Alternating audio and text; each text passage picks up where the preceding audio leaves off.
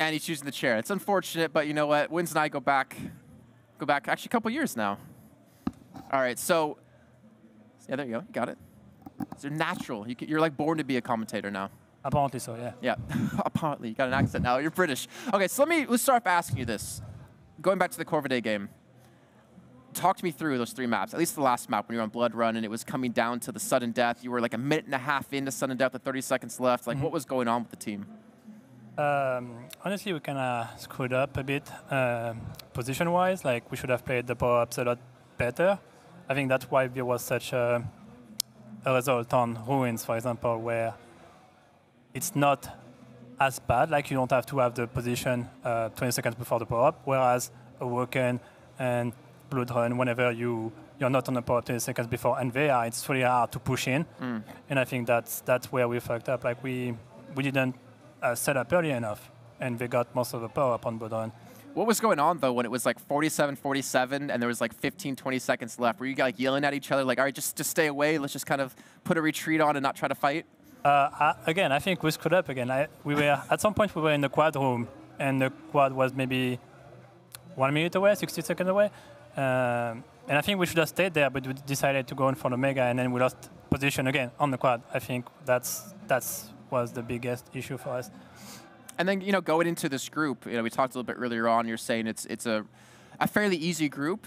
How do you guys kind of look at Corvidae now as they played? I mean, you guys haven't been able to play them, haven't been able to play against the Australian meta or scene necessarily. How do you rate them now after playing them?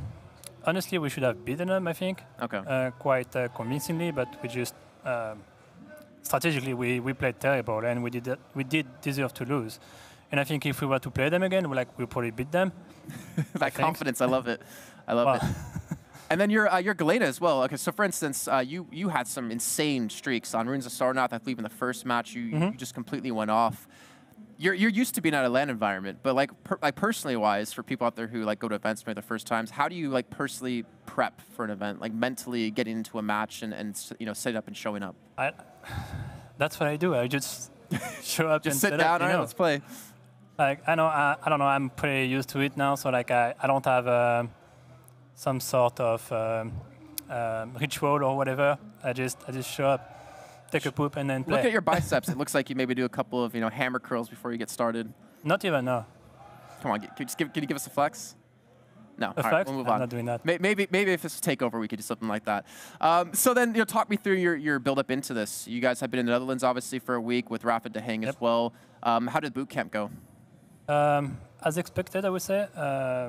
We have some really tough matches against the best, one of the 2 or 3 best European teams, which are like Close, Silencep, Xon, Tox, and I would say the best one after them is probably Cypher and Avec. So really? We had, yeah. So you rate Cypher Avec better than Claws, Silencep? No. They're the third best. Oh, okay, third best. Sorry. After Xon, I think Xon and Tox and Silencep and Close are like just above, and then you have Silencep and not Silencep, Cypher. Okay. And Avec just below them. So like we had some really tough practice against Xon and Tox, and we were going like pretty much 50-50 against Cypher and Avec, something like that, as expected, I would say. Okay. So last question then. How would you rate NA, like top teams compared to EU top teams? Like, honest answer. Well, I think it's pretty much, I would say like Rafa and Dang is the team that will challenge both Close and Silencep and Tox and Xon. And then we might be a bit like right behind. We might be able to give like those 2 teams a good run.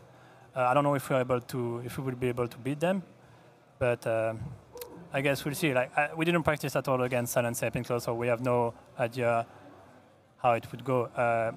But whenever we played against Tox and Xon, they had the upper hand pretty convincingly, I would say.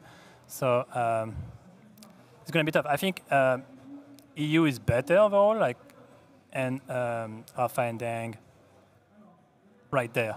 Okay. With them. Okay, so I swear, last question now. You're in the grand finals. Who do you want to play? Who do you want to play in the grand finals to beat? Kafa and Dang, probably. Okay. I would actually love to see that. Liquid versus Liquid, a team kill in the grand finals. I can imagine how that would go. But Winz, thank you much for joining us. Congratulations on moving through to tomorrow. Guys, we do have to head to a break. But when we come back, it's going to be Group D, and it's going to be the winners match. It's going to be Ice Climbers against, well, 2 to be determined. We don't know who's coming up next, so we'll see you soon.